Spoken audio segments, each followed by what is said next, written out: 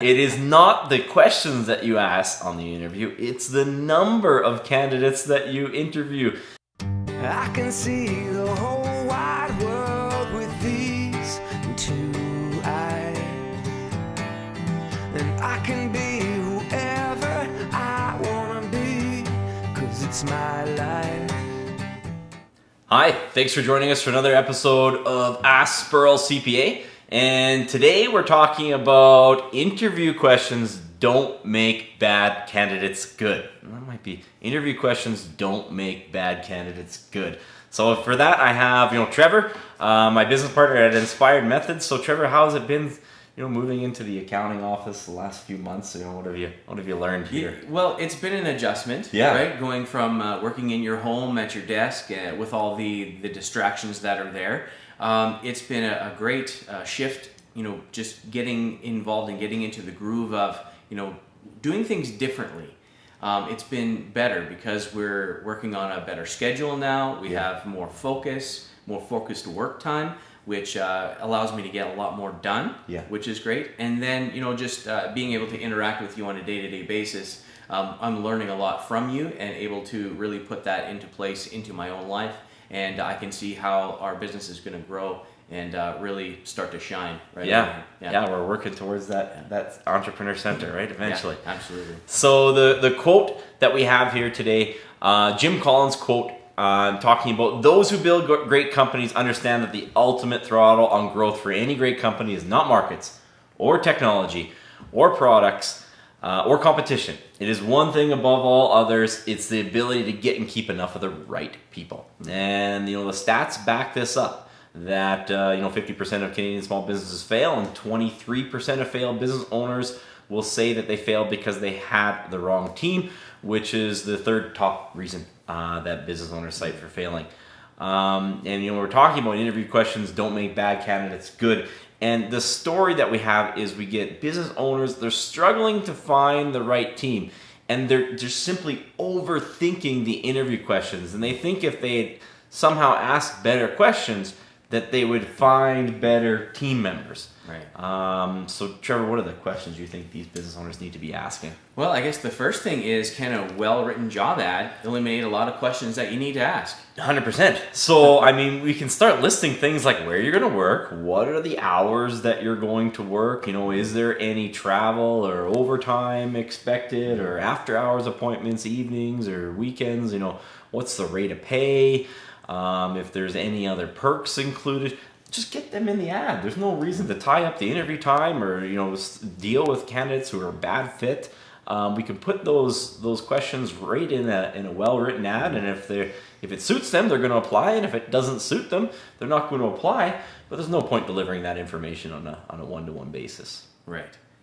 So what's more important, the questions you ask or the number of people that you interview? Here's the crux. It is not the questions that you ask on the interview. It's the number of candidates that you interview that are going to limit your ability to find the right team members.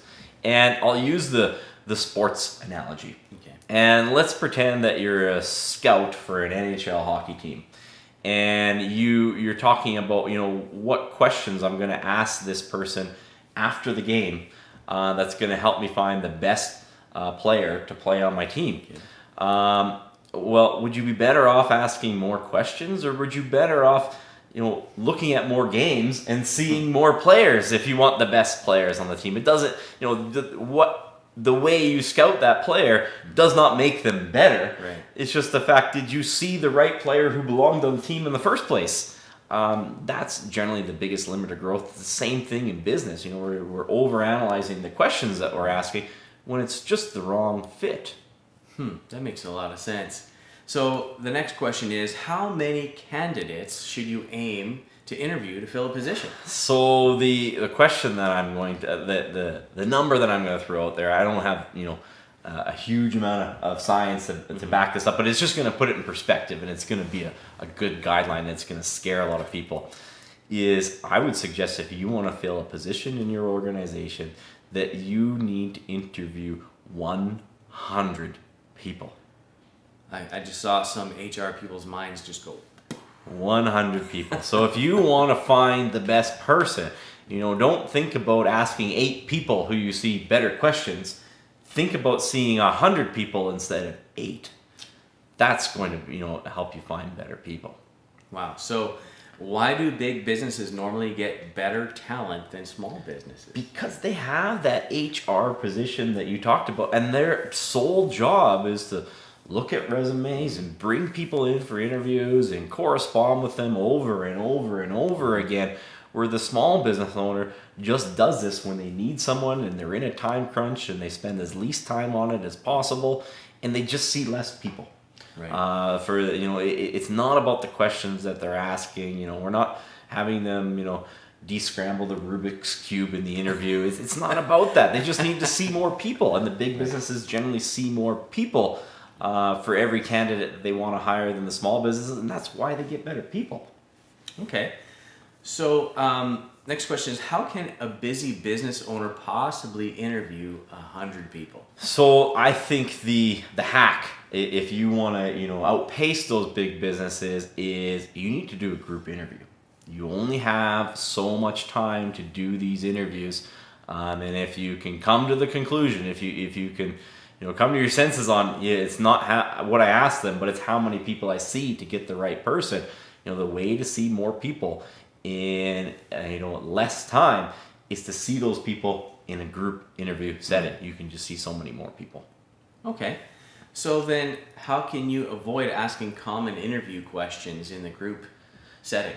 The hack to doing, there's always those same questions that you're asking. You're asking, what teams have you been a part on? What software have you used? Maybe you're a tradesperson. Have you worked on this sort of commercial build or this sort of industrial build before? There's some questions that you just want to ask every single candidate. Right. Rather than ask them all in a group, is you can just supply these questions before the interview. So before they come in for this interview, you can just email them this list of questions and say, hey, can you bring the answers to these questions written down when you show up to the interview? Because there's probably going to be half dozen questions that you want to ask every time for every position that you fill. Just ask them right away, and they can bring written answers to those questions rather than going through them one by one in a group interview, or even a one-to-one interview. If you don't even agree with the group interviews, why not ask those questions? Bring them in writing. It has the additional benefit of it shows some diligence too. That they followed the instructions, that they actually, this was their first test, not just to show up, but to show up with these 5 questions filled out and written down. Very good. So I guess the next question is, what is the main question to ask in the group interview? The main thing that I want to ask people is, why do they want to work here? I don't want to waste my time asking, what software they use. I ask that in the written questions, and it's important to me. If they know how to use a piece of software, that's an asset, right? But I'm more concerned about why they want to work here. Yeah. What balloon animal are you? Yeah. The silly questions that people come up with, right? Yeah. To see how people think on their feet, I think a lot of that's just silly. But I really like that question. Why do you want to work here? That's right. That's amazing. So what types of answers are you not looking for in the interview? So the key is, and why do you want to work here? And some people will start saying, well, I want to be an accountant. Okay, well, there's other accounting firms. That doesn't really tell me why I want to work here.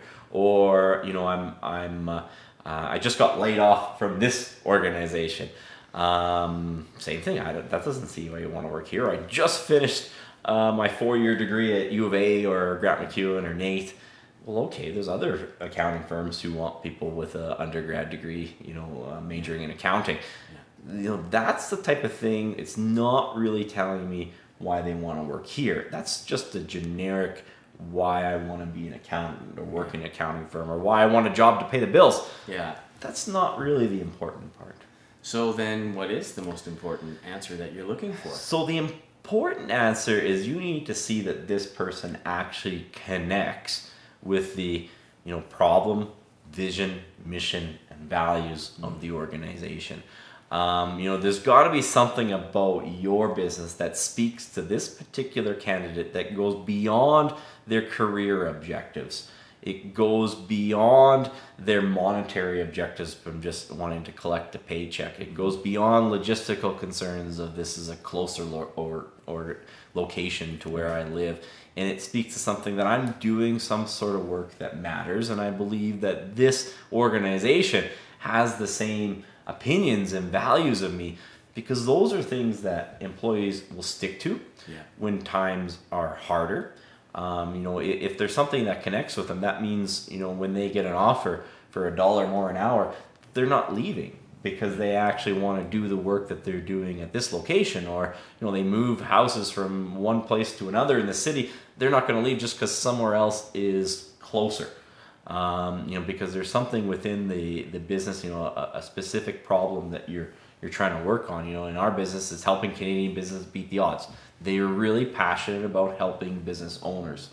That's secondary to other organizations, other accounting firms who, for example, they want to just prepare financial statements and tax returns. There's lots that are going to do that, and I can't guarantee that. I can be the highest paid or the closest to your house or have the best working hours for you. But we're super committed to helping small business owners. And if that's their biggest passion, that's likely a long-term employee. And I'm interested in that. Yeah.